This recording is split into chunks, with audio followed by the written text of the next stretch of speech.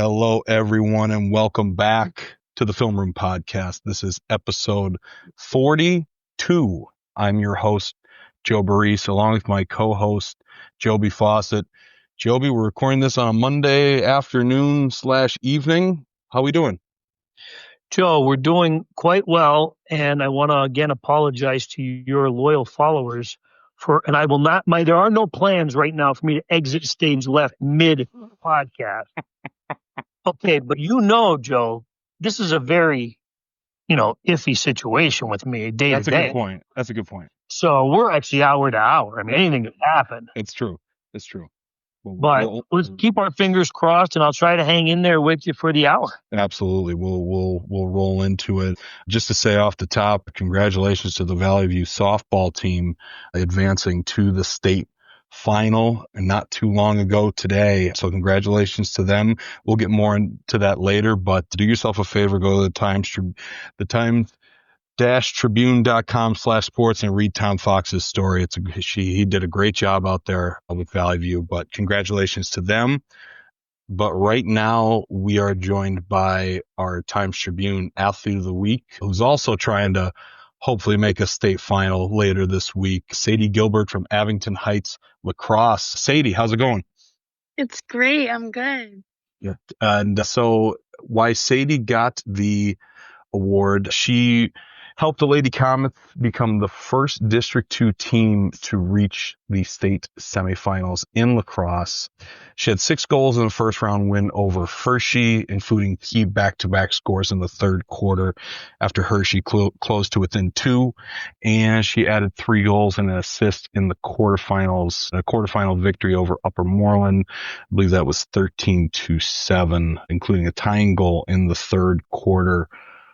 Sadie, this is, it's probably difficult to kind of put into perspective, but this is historic for the region. I mean, how are you feeling right now, in this moment, you and your team, just even making it this far to the semis? We're so happy. We're so excited to be making this run and to play tomorrow. We can't be even more excited than we are. Sadie, so let's talk a little bit about this ascension to the top and to be among the elite girls lacrosse programs, because Joe and I were talking a little bit before you came on about this is a relatively new program at Abington Heights, and you've had some really good success over the last couple of years. So kind of tell me about, what that's meant to be a part of the building process of this program. I mean, it's amazing. We would not be able to do it without our amazing coaches, Coach Becky Davis, Coach Rich Grenfeld, and Coach Waters. They're very key aspects to why we do so well. They're amazing coaches. And my teammates, we work hard every day, and we've wanted to win. And these past 2 seasons have been just showing all the hard work we've put into practice and behind the scenes. Absolutely. I'm going to start here. Sadie, obviously I believe you kind of were introduced to the sport in 8th grade or around that time, and you joined the team your junior year. Tell us how you got started in the sport and what kind of caught on for you. I mean, you're really a soccer player. You started in soccer, but what made you catch on to this sport with this team? Well, my cousin, Callie Yanko, was starting to play lacrosse, and I thought it was very interesting because I was a soccer player. I had never heard of lacrosse before. So I was like, why not give it a shot? And I tried it and I loved it. And then I just kept working at it, and here I am. So Sadie, being relatively new to this sport, you mentioned Callie Yanko. I covered the team when she was our Times-Tribune Player of the Year, and then she had to endure some injuries last year, but still was part of what was a great run, and you contributed to that as well. How have you kind of learned and picked up the skills to be such an outstanding lacrosse player at Abington Heights? Oh, that's very nice. Thank you. But I don't know. I fell in love with the sport as soon as I started playing, and I knew I really wanted to get good at it. So I would work on my own. I'd look up YouTube videos on the proper way to pass or shoot the ball. And I'd ask my cousins for tips. And my coach at the time now was my travel coach. So I would ask her, like, after practice, I'd be like, what are some things I can do at home to make me a better player? And then I would go home and I'd practice as much as I could. Yeah, absolutely. One thing that I'm now, Sadie, I'm no expert in lacrosse. I've covered 2 games this year. There are times when I'm not sure, not to out myself, but I'm not even sure what the heck is going on. But anyway, other than that, I really shouldn't have thrown myself under the bus like that. But what impresses me about your team is that, you see it in all sports, and sometimes there's a lot of excellent players and they're all looking for the ball and they want to score and they want to get theirs. Your team has so much talent on it. And I guess I'll start offensively. You've got Allie Rothenberger, yourself, Morgan Davis. There's so many options of people who score, and yet you work so well. You gel as a team. There's no, I've got to get mine. How, why, I guess, how did it become that way with you guys to kind of say, hey, we're all excellent. We'll all get our moment at some point. Yeah. So, I mean, we all have great chemistry. We've known each other. I mean, I've known the girls, most of them for 2 years, but I've known them for longer because I used to go to Abington, but I knew Morgan also. So when she came up, it was like perfect. Like everyone knows like their roles and what they can accomplish. And we kind of like build off of each other with that. Like when you're looking at Morgan, you know Morgan. Morgan wants to score. Morgan can feed. She can do everything. So if you get her the ball, she's gonna score. So it's like a set thing. Same with Allie, same with a bunch of the other girls. You kind of just know, like, and you just build off of that.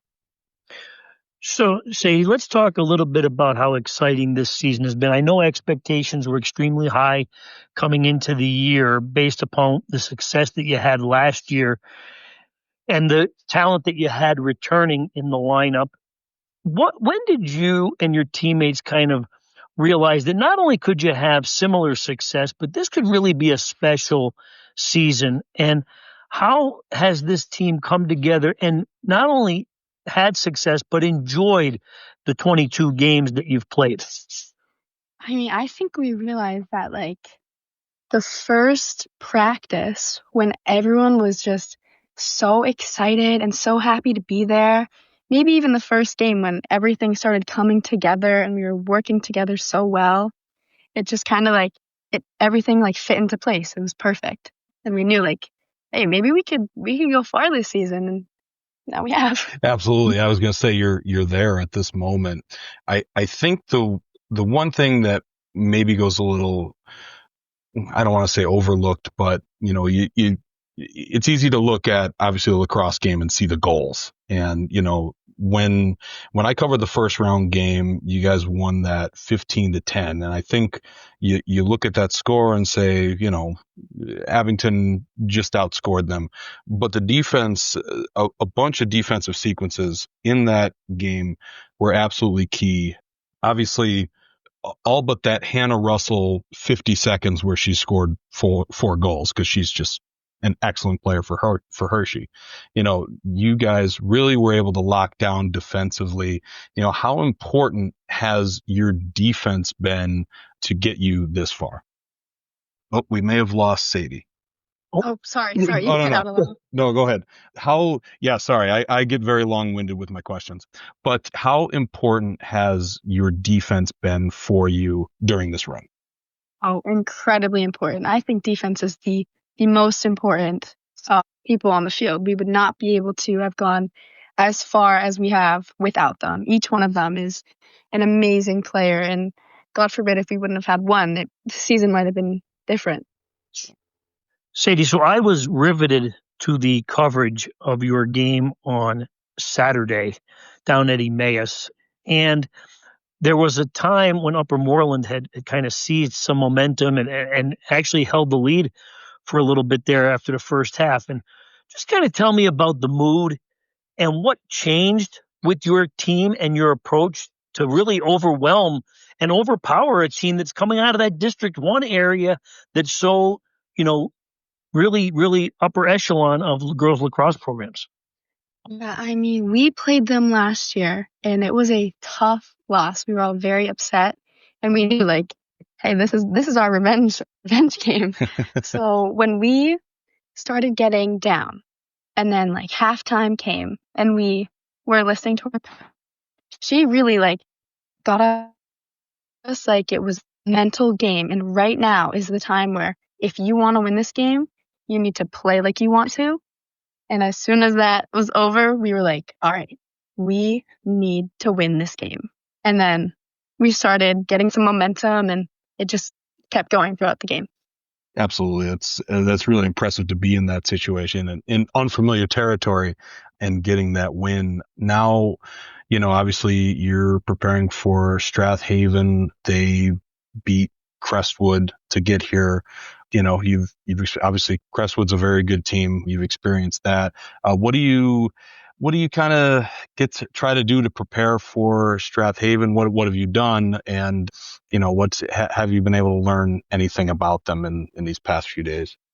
Yeah, we've definitely been watching some film, going over some plays, perfecting our defense, helping our goalie, just a bunch of stuff, fixing the basics. The first half of our game against Upper Moreland was a little rough on the basics, like passing, catching. So we kind of had to fix that at practice, and now I think we're ready to play them. So it's going to be a little bit of a hectic week for you. I know there was some challenges with scheduling the game because of graduation, which had been scheduled for Tuesday, but now has since been moved to Wednesday. So how quickly did you refocus once you knew when the game was locked in? Obviously, you know the opponent, but now you know when the game is. It's a 5:00 start down at Bethlehem Liberty on Tuesday. So kind of, how did you kind of navigate and balance the distractions that were happening over the course of the last couple of days with also your preparation? Well, I found out the game was changed at my graduation practice, so I was like, oh my gosh, like I am focused a little on graduation practice, but I am mostly focused on this game and our practice today. And I need to lock in, get a good night's sleep, and just try to play my best tomorrow. Absolutely. Sadie, not to look too far ahead because obviously you've got a lot to focus on these next 2 days, but as a graduate of the University of Scranton myself, I'm curious, how did you come to the decision to commit to the University of Scranton? Yeah, I went to a clinic and after I was emailing the coach a little, the coach is amazing, by the way. She is a lovely person and the assistant coach.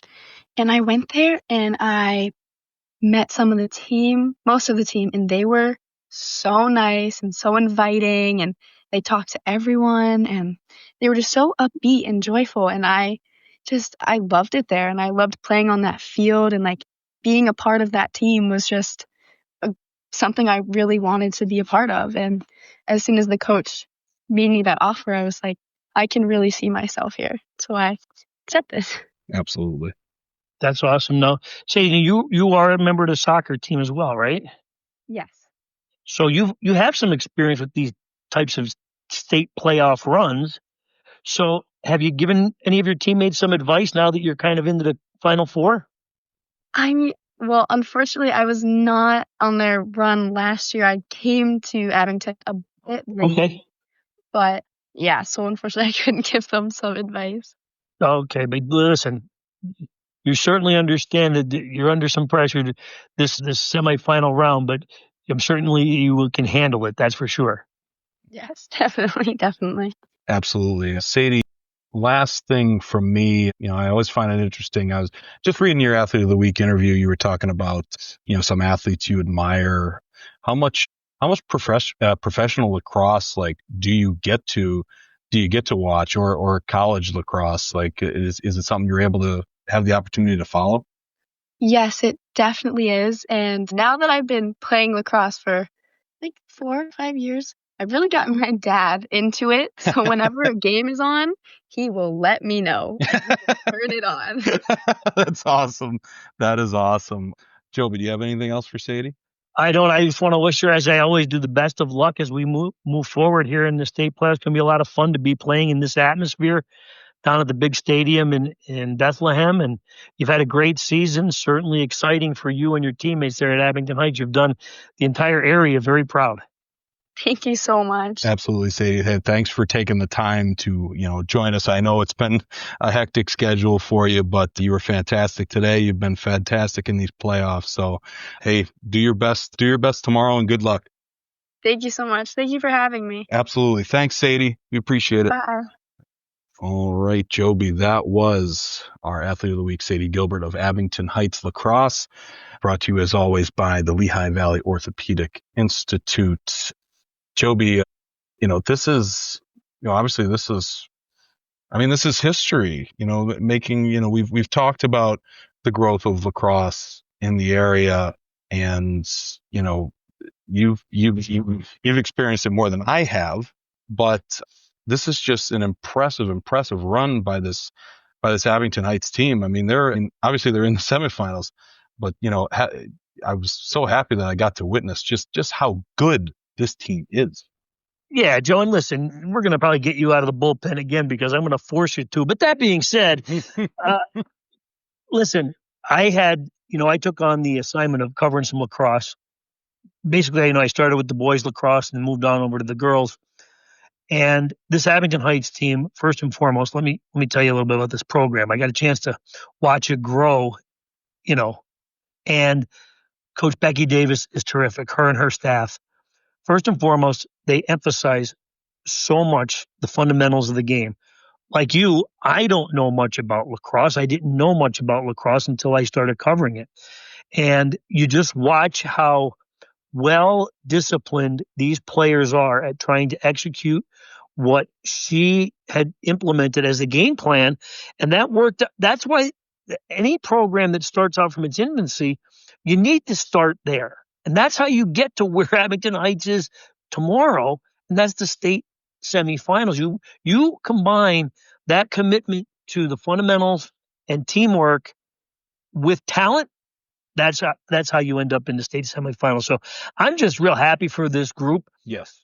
I know it was a difficult decision that they made at the school to have an additional spring sport for the girls, because again, you're starting to pull a lot of athletes in different directions, but it certainly has worked out, and they've had great success, district champions a couple of years in a row now, and into the state semifinals. Yeah, it's been fun to be able to witness, Joby. It's not just obviously, seeing the success, but also seeing how much fun that they're having being together. Oh, Joe, I think they have a ball and a blast, and I think that's again attributes to the players, but again to the coaching staff. And how much they admire each other too. You could tell when you're talking to the other. It was funny because I was talking to Allie Rothenberger after the one game, and she was just like, "Oh my God, I admire Sadie so much." You talk to Sadie, and it's just like, "Oh my God, Allie's my idol." So you could just tell like they all gel so well together. They're all friends.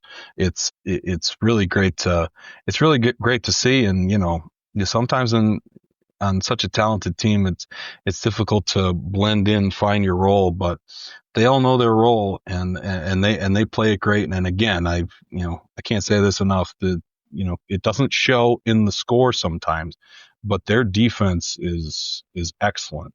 I believe they shut out Upper Moreland in the second half. Yeah. So, I mean, they've got all the tools, and I'll be excited to see, what they're able to do tomorrow. But, I don't want to say like, I don't want them to stop, but like, it's impressive that they've even made it this far. They've had such a great season, undefeated still, and we'll see what they do tomorrow. Yeah, Joe, and listen, for people who in the area are still lacrosse novices when it comes to being fans, maybe they can't necessarily appreciate what a great accomplishment it is for a team from District 2 to advance to the semifinals. Right. It's amazing. Now, Abington Heights has been ranked in the top 10 all year by the state lacrosse people, but the area down there in District 1, that suburban Philadelphia area, is a hotbed. Much like field hockey here in the Wyoming Valley and District 2 is outstanding, that's the lacrosse area that is really big. And District 2 has kind of invaded it. And, look at what Abington Heights has accomplished. Crestwood, again, has had a great program over the years in District 2. And they've really closed the gap with that District 1. So, yeah, I'll be interested to see Strath Haven's ranked, I think, second in the state, and is a very formidable opponent, as you might imagine. You don't get to the state semifinals without being extremely talented. But if you kind of base on Abington Heights beat Crestwood earlier in the year pretty decisively, but Crestwood took them to overtime in the rematch in the district final. And Strath Haven, handled Crestwood, in the second half and went on to a pretty good win. So we'll see. It's going to be a really, really good game. And one thing for sure about the kids from Abington Heights, as we know in other sports, they don't back down from the pressure of playing in the state semifinals or on the state stage. No. Okay. They always seem to respond, and they very rarely get pushed around. So I think this is going to be a very good semifinal game in the state playoffs on Tuesday night.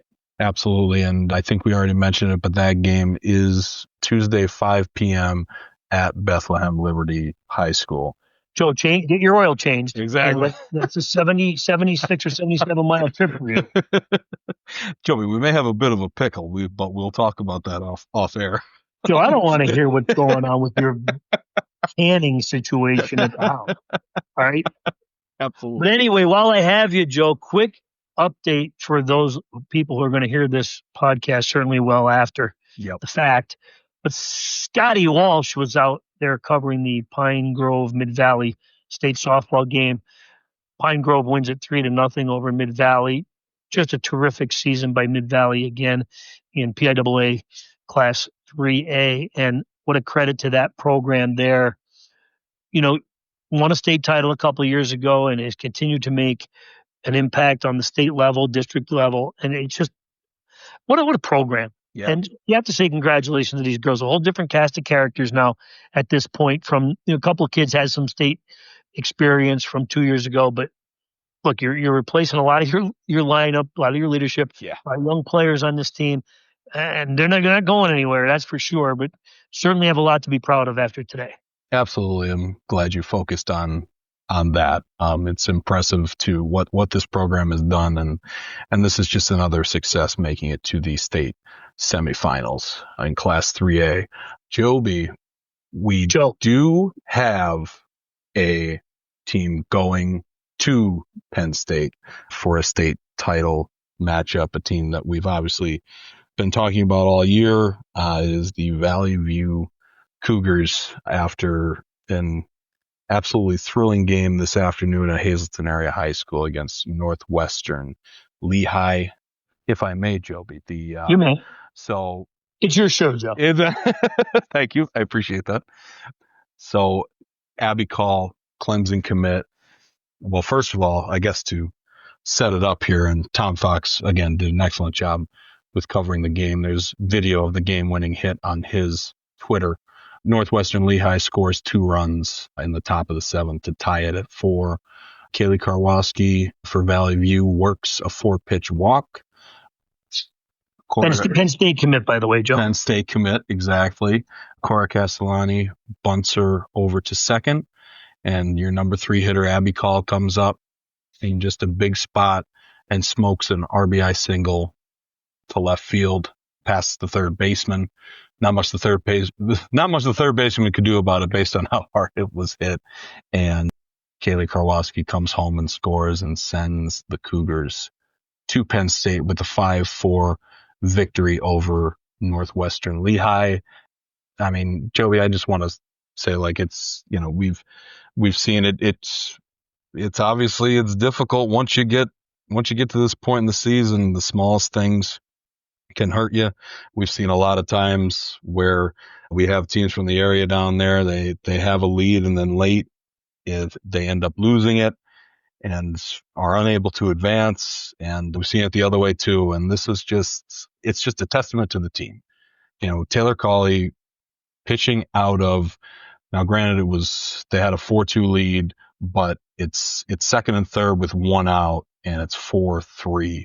And, you're thinking at that point, just keep them to one. You got the 1, 2, 3 hitters coming to the plate in the bottom half. She's able to do that. And that's impressive in and of itself. And just Abby Call coming up, again, these are the big players that we've seen. Obviously, Taylor Cawley going to Binghamton, and Abby Call coming through with the RBI single. But this is just a very, very impressive win among, the expectations everyone has had for this team all year long, and to make it to the state final under those expectations, congratulations to Valley View. That's awesome. Yeah, Joe, now listen, here's a program, I believe, and please, I'm way out there on the plank, okay? But I believe this is going to be Valley View's fourth appearance in a state championship game for softball. We have won 2 titles. I know that because there are 2 giant monuments in the borough. Right. And I was on site for the 2 championship victories. So, and I believe they had a very heartbreaking loss that I was also on site for. But look, this is a program steeped in championship tradition. Yep. Great history. Again, extremely well coached. And yes, high expectation. When you have 4 NCAA Division I athletes, they're going to come with some lofty goals. Yes. Okay? Yes. Not to mention the fact that Northwestern Lehigh, correct me if I'm wrong, Joe, eliminated Valley View last year from the state playoffs. I could be wrong on that. I may have my Lehighs mixed up, but regardless, this team was determined to get back to a state championship game and played like it, and had a little bit of a flair for the dramatic, and have posted 2 pretty impressive last inning at bat victories. Yep. And that comes with being a team. We talked with Taylor Cawley earlier last week when I bailed out on you, Joe, and she's so mature, so focused. And this group, again, in comparison a little bit with the Abington Heights lacrosse team, extremely close knit group, always confident in their abilities, and again, never overwhelmed by the moment, which I think is extremely impressive by the athletes at Valley View, especially the softball athletes at Valley View. They've been there before, whether it's been as players or as fans. They've seen it. They know the level of softball they need to play, and they excel at it. They thrive on the pressure. And congratulations to them on reaching another state championship game. Absolutely, Joby. And you kind of mentioned it there, that, the team, we talk about here, and, others, when they talk about this team, you do think of the 4 Division I players, including Zoe Krapovich, who hit an RBI double to center today, but there's, it's a team, and some people really stepped up big today, not just that core 4. Ashlyn Paliker had 2 hits, including a 2-run single in the 4th to give Valley View a 2-run lead. And according to Tom Fox's story, she could have had a 3rd one if not for a good reaction from their pitcher, just knocking it to a second baseman. So that's a big game for Ashlyn Paliker. Also Emily Moyles, she had an RBI single, and I believe that she helped set up that 2-run single by Paliker with a bunt. So it's, like you said, it's an absolute team effort from 1 to 9. Everybody on the bench, it's fun to listen to them. They're chanting and having a lot of fun, and in their dugouts and everything, all the softball teams, and it's great to see. And Valley View, they're heading to Penn State. Obviously, they deserve it. And it's difficult to get past those expectations, but now they're here in the spot that everyone expected them to be, and hopefully they can win that state title on Thursday. So when is that game? That is Thursday at. Now hold on. I love putting you on the spot. No, Bill. it's great. It is at 1:30. Thursday at 1:30 at Nittany Lions Softball Park. They'll face the winner. This game might be over now. It started at 4, but it's Kennardale or Fort LaBeouf. Kennardale, the District 3 champion, and Fort LaBeouf, District 10 champion. So again, that game is Thursday, 1:30 p.m. Wish them the best of luck, Joe. It's going to be a lot of fun for the community down there at Valley View. Absolutely. Yeah, Joby, I was happy I was able to find that quickly. I mean, as you know, like, you know, I probably have like 25 tabs open right now. 3 screens, yeah, Joe, 25 tabs. I'm sure you have like 47, but. Well, it's interesting, Joe. I haven't shuffled through any of my papers here yet. I don't have any. So my show prep was not really up to speed today, but yeah, listen, again, and I just want to give you some personal reflections on this, Joe. I was around for Valley View when it won its first state championship way back when in the early 2000s. And boy, it was exciting. Yeah. You know, and again, you know me, I've kind of taken a back seat when it comes to going to softball or baseball games, the district and state level, certainly in the regular season. I just have some other things that I've been doing, but yep. I did enjoy it. And I was on scene, I believe, as a complimentary player the last couple of times that Valley View has been in the state championship game. So it's exciting. It's exciting for that community. It's exciting for the kids. Absolutely. Joe, listen, one of the big things that a lot of people don't necessarily appreciate, they kind of just take in the final scores or they take in, you know, the games. This is a lot of work. I mean, these kids set lofty goals.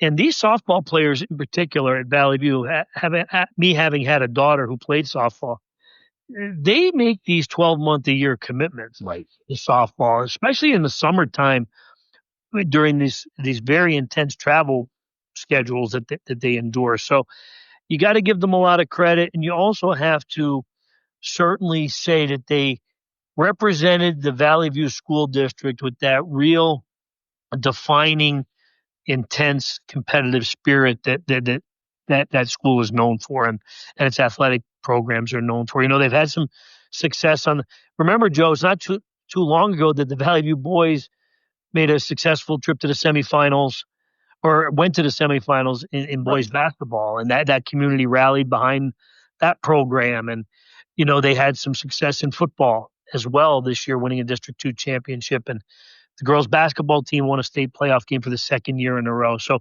they're kind of used to this very heightened success. I believe the baseball team went to a state championship game a couple of years ago. Yep. You know, so they have some state titles there in football and softball, and the community just knows how to win, especially in tight spots. And so we want to wish them the best of luck. I think they can bring home another state title here, Joby. They did one of the most important parts. You can't win a state title if you don't play in the game. True, Joby. That is true. So they've reached the final, and they have an opportunity to bring home another championship there at the state level.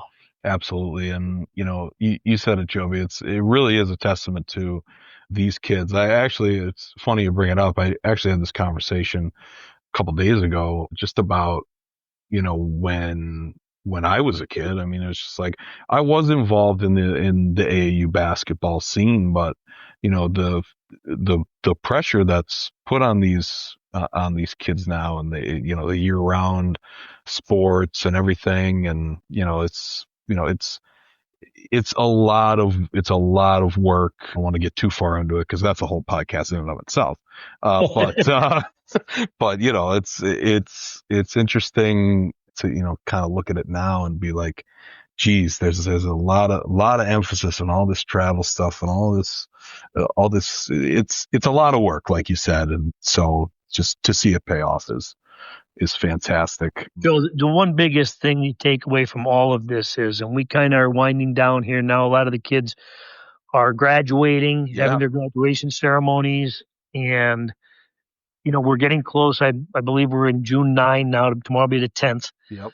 And we always kind of run into this little bit of a hectic period where there are these outside distractions of class nights and graduation. We talked a little bit about it.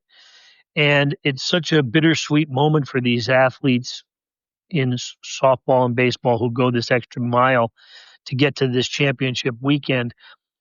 And they really are able to kind of balance the excitement of graduation and with, still keeping focused on the goal here as an athlete. But more importantly, Joe, because we're coming close to the end of the scholastic year, these are the types of memories that these athletes are going to cherish for the rest of their lives. You and I oftentimes kind of refer back to highlights of our high school athletic career, and you kind of get ridiculed a little bit in your lifetime, but kind of high school hot shots or whatever. But I've always kind of fought against that, just because you do commit so much time to something, and there clearly are some rewards other than just the wins and losses.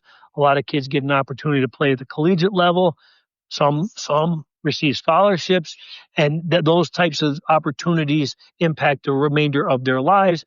Having to deal with adversity and success often impacts their life on a different level as well. So, but more importantly, and I can't emphasize this enough, sometimes, you may kind of, whether you move on or move out of the area, you could lose touch with some of your classmates over the years.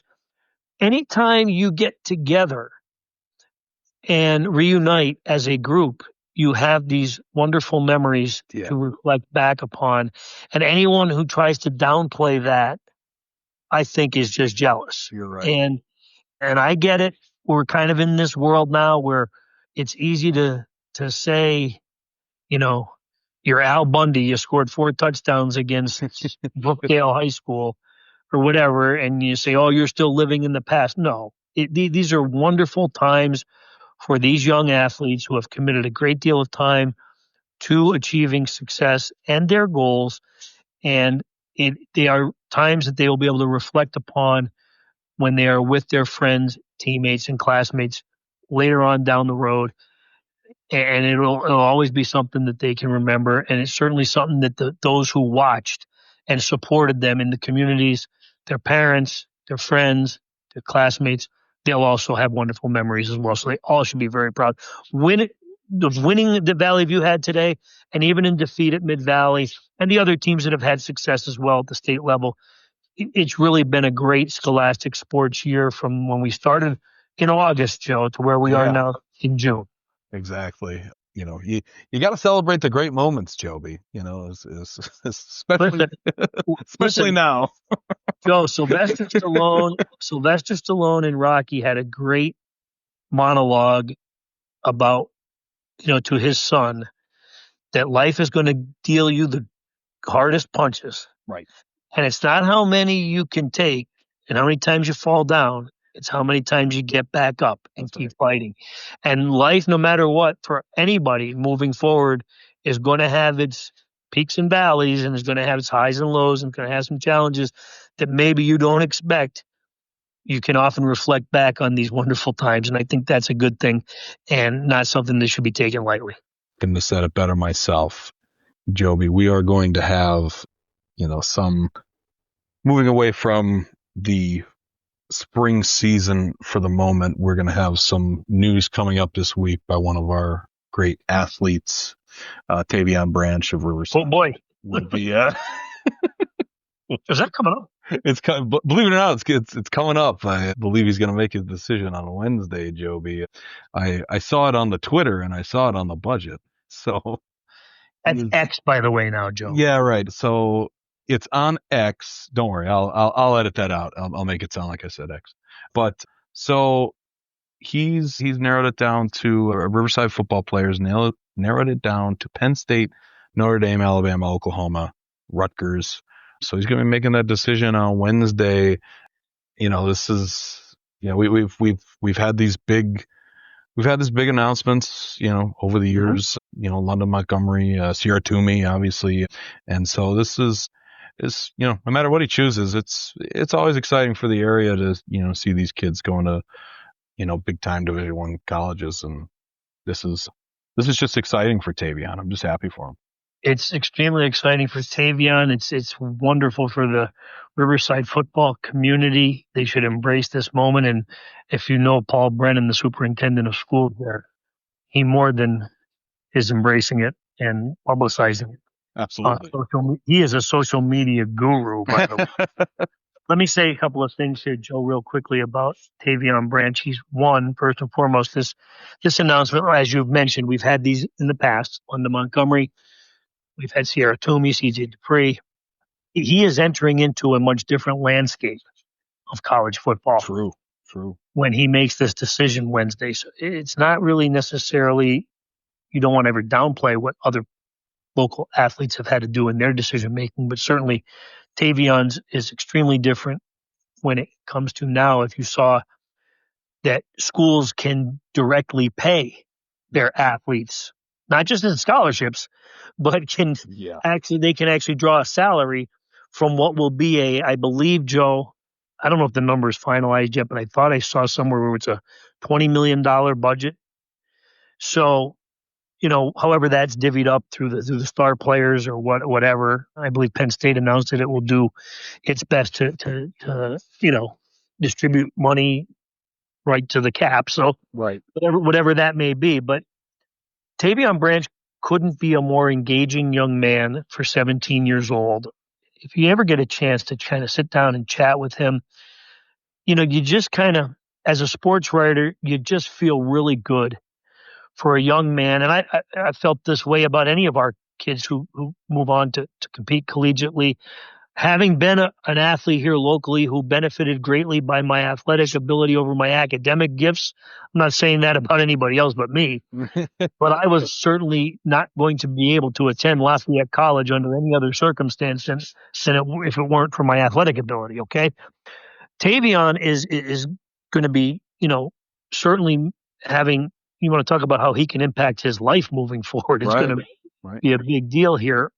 But if you get a chance to see the Times-Tribune on Wednesday, I will be taking a much deeper dive into Tavian Branch's development into a collegiate prospect. Several of these guys today, Joe, you don't do it often enough, but I know you do follow college football, and I believe some team from Michigan.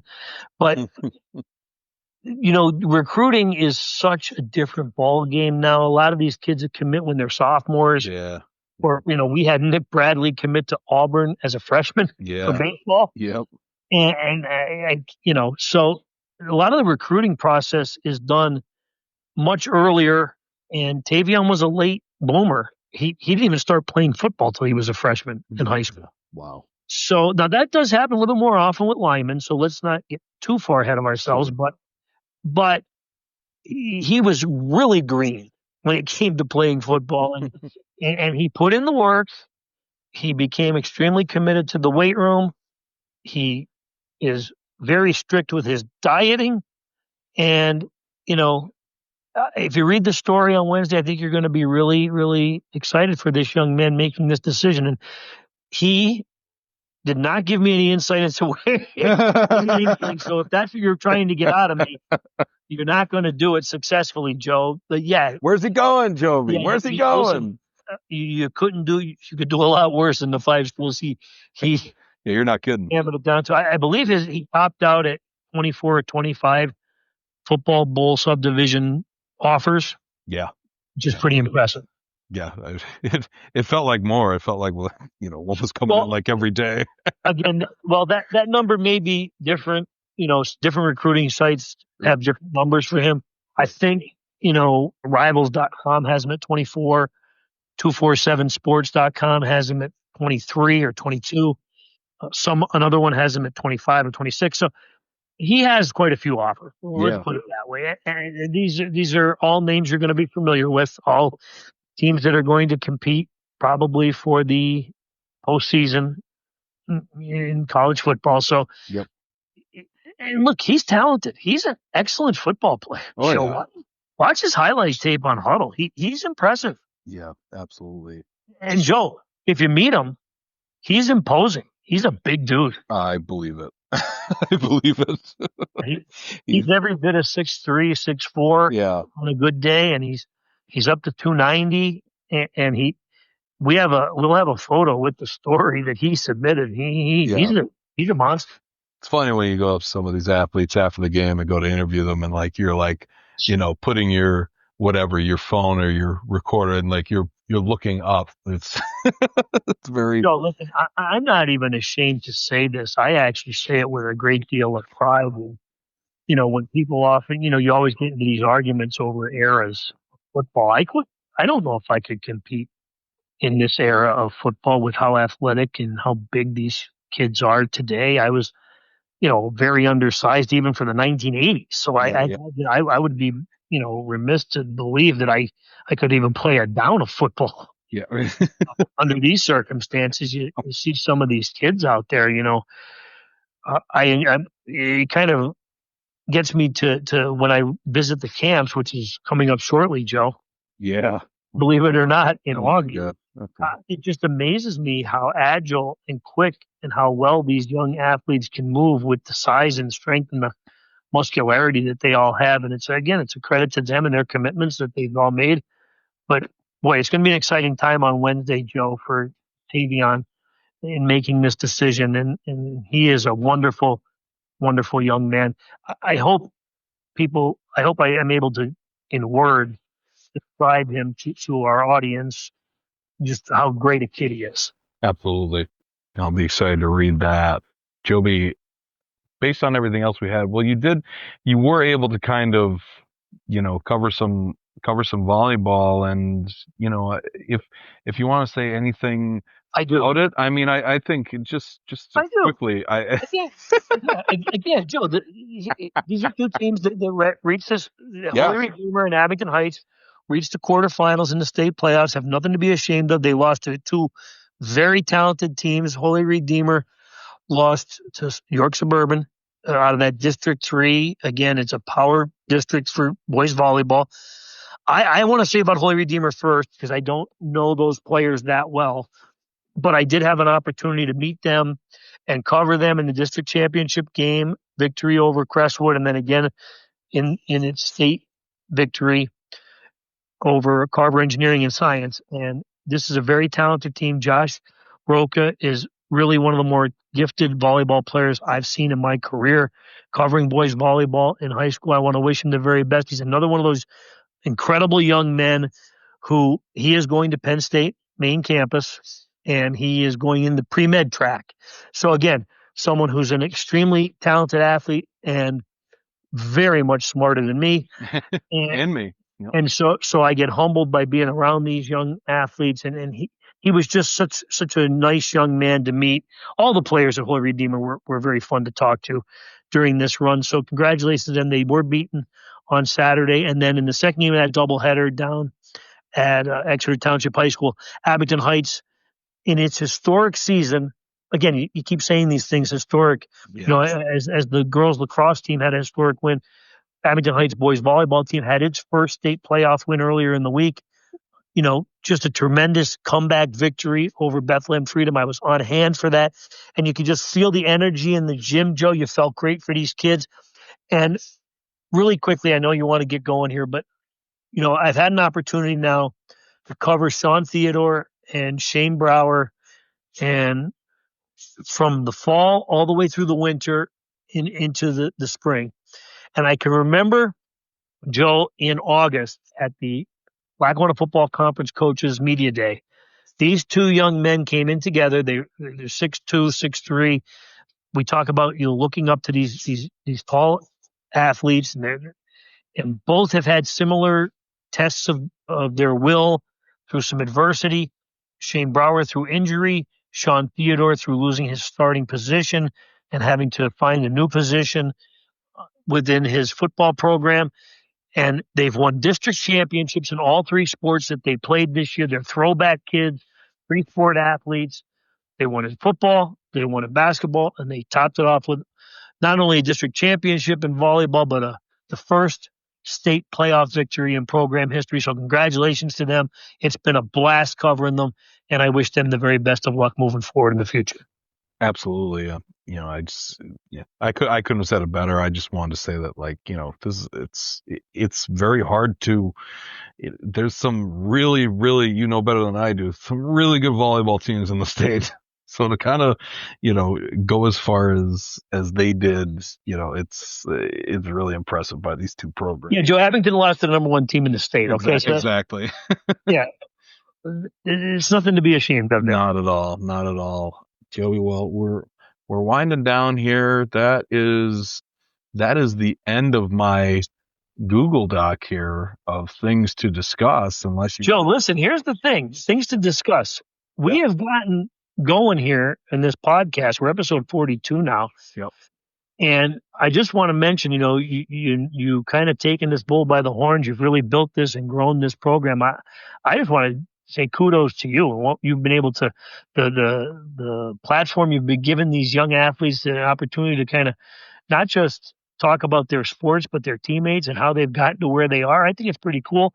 But also, Joe, it's kind of like the Film Room podcast. You gave us that little bit of a name. And I must say, I have not, being so busy, had the opportunity to go see it upon your recommendation. Oh, no. The closure of the Mission Impossible series. Right. And each time I schedule myself to go, I kind of get thwarted by some other outside distractions. So, Joe, don't give anything away. Yep. I'm going to go see it once I get done with this high school season. And, I'm going to be disappearing, Joe. That's true. That's true. What are you going to do for the 3 weeks you're unable to reach me? I have no idea. I don't know. You and I share such a great exchange in text messages. Exactly. I'm going to disappear, and you're not going to know what to do. Well, I feel like, you are absolutely going to disappear, but I feel like every couple of days you're going to be like, I really liked the Mission Impossible movie. Or, all right. you're gonna start to you're gonna throw in some random text, be like, hey, I watched this and it was good.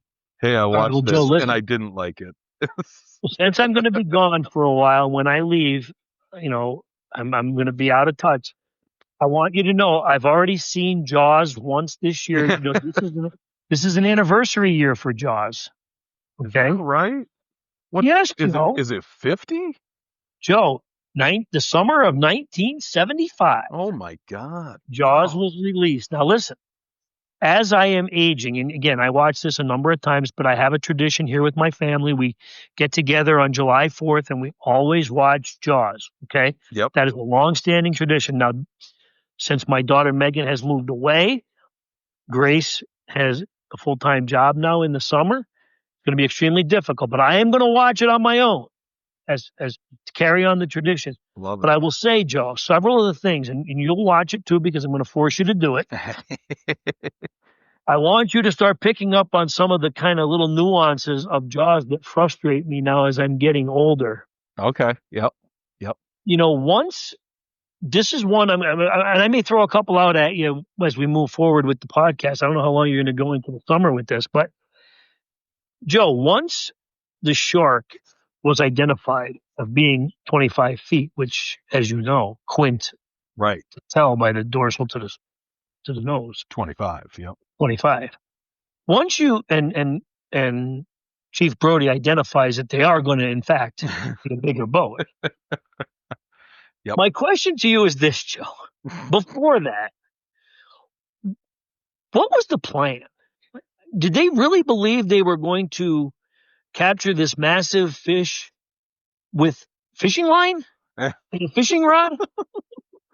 Joey, the barrels, three barrels. Couldn't never go down. Never go down with 3 barrels. But he did. He did. And then I believe one of the goals was to, lead him into the shallows. So which I actually looked up. You can drown a shark in the shallows. I didn't know that. Okay, you can.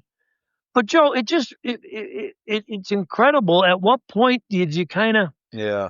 What I know the motivation there was for Quint to take all the glory. Sure.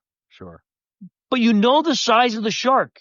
Right. Why are you smashing the radio and not calling the Coast Guard into help? That's a great point. You're going to need a bigger boat, Joe. The chief said it. It was clear. That's a great point. Yeah, I Joe, never and thought of that. I'll say this to ruin everyone else's viewing experience at Jaws. I've been a long time beach goer, Yeah, and I know you are, Joe. I know you're a big beach fan. sure.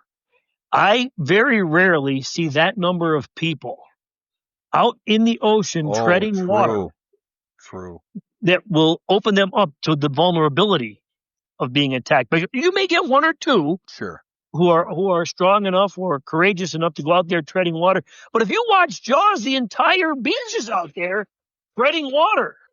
Alex Kintner's out there 25, 30 feet in the ocean. He's 7, 8 years old. I would never let my daughter go past her ankles when she was that age. Exactly. Mrs. Kintner says, yeah, go ahead, take the raft out. You can sail out in the middle of the ocean. I don't care. No choppy water out there. It's amazing. Oh my gosh. These are all the things that That is frustrate me awesome. about Jaws now, Joe. One of my favorite movies of all time, if not my favorite movie of all time. Joby, if you have like a party, like put a projector or like rent out a theater at Cinemark or something, let me know. I will show up. I mean, that I will. probably won't happen, but Well, yeah, it'll be Joe, fun. for those people at listening who don't realize you have an 85-inch television, that you would think you'd invite me. It's true. It's true. I've got a little 34-inch television that still has the box on the back. I don't know what. I'm not in your tax bracket. But listen, yeah, I'm going to be watching on July 4th. That's for sure. Right after the hot dog eating contest. So Of course. that's my July 4th tradition. And I only bring this stuff up, Joe, because in the blink of an eye, I'll have no summer. I'll be covering high school football. So No, exactly. Oh, it will not end. It will not end, Joby, unfortunately.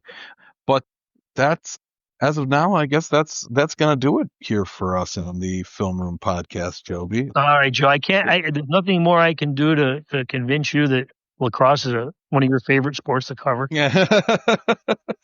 I love it, Joby. I love it. And I will absolutely go tomorrow.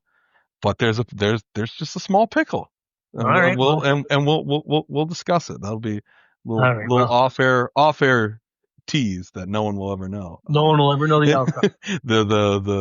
the background of us working here. So Joe, great. I had a great time today. I'm glad I stayed for the whole 60 minutes. yeah, it was great. I mean, let's be honest, the last show we both kind of faltered a little bit, but luckily we always have the athletes to pick us up. So thank you. See, Taylor was great. Sadie was great today. Exactly. Yeah. And thank you to Sadie. There was one moment where it kind of broke up a minute on my end, so that's on me, not on Sadie. Sadie was great. We thank her so much for joining us. Good luck to her and the Abington Heights Lady Comets tomorrow as they try to make the state title game in girls lacrosse. But go to our website, the Times-Tribune.com/sports. Pick up tomorrow's paper. If you do not go to the website and read Tom Fox's Valley View story, also Scott Walsh's story on the Mid-Valley softball team tonight, as Joey mentioned, he's got some stuff coming up. Tavian Branch decision. He'll have a preview story, and he'll have something obviously after the decision is made. And so there's a lot going on. Follow us on Facebook, Instagram, the Times-Tribune Sports. Follow Joby's Facebook page. He shares pretty much everything. Joby, Fawcett, so the Times-Tribune. And like I said, go to the website, pick up a paper. We've got a bunch of all-star teams that Joby has assembled for us and all region teams that'll be coming out in these next few weeks. So still have a ton going on. Follow along and pick up a paper. We'll